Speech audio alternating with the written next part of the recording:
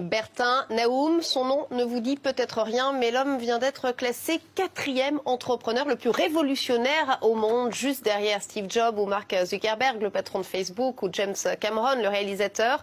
Originaire du Bénin et né au Sénégal, Bertin Naoum a grandi en France. Il dirige aujourd'hui une PME spécialisée dans la robotique chirurgicale. Reportage Fiona Urbain avec Yves Coante. Bonjour. Le PDG lui-même accueille les investisseurs. Bertin Naoum dirige MedTech, une PME spécialisée dans l'assistance robotique à la neurochirurgie. Une entreprise high-tech en pleine levée de fonds.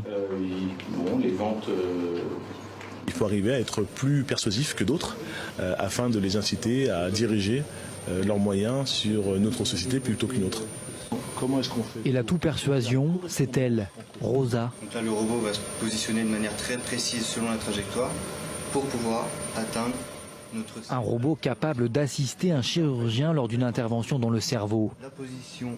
On est intéressé et les dernières évolutions font qu'on s'intéresse à nouveau à cette société.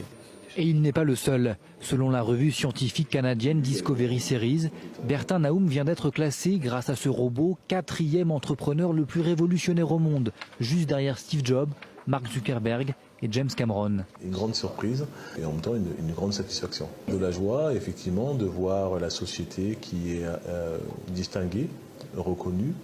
Satisfaction d'autant plus grande que cette entreprise de 20 salariés a eu du mal à se faire reconnaître en France, comme beaucoup de PME innovantes, regrette le patron. Et je pense qu'on a probablement des progrès à faire de ce côté-là pour être peut-être un peu plus cocorico. Car le marché français est difficile. MedTech vient d'en faire une nouvelle fois l'expérience. Un CHU de la Côte d'Azur vient par exemple de préférer l'acquisition d'un robot anglais au dispositif Rosa. Mais Bertin Naoum reste un entrepreneur confiant et passionné.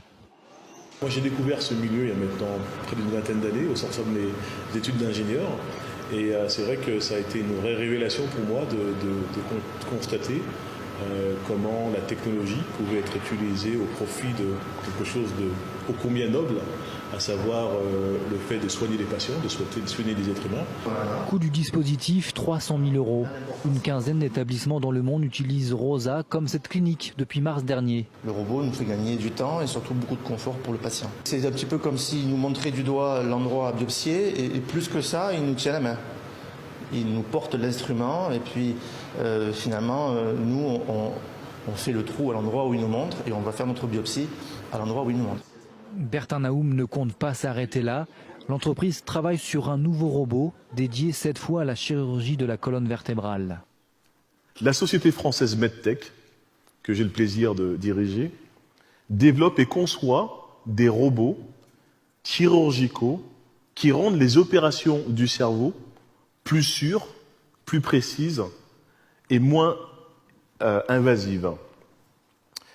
Le chirurgien reste toutefois bien présent aux côtés de nos robots pendant les opérations chirurgicales. Aujourd'hui, nos robots permettent de traiter ou réduire les effets de maladies telles que l'épilepsie, la maladie de Parkinson, la dystonie et même certaines pathologies du dos.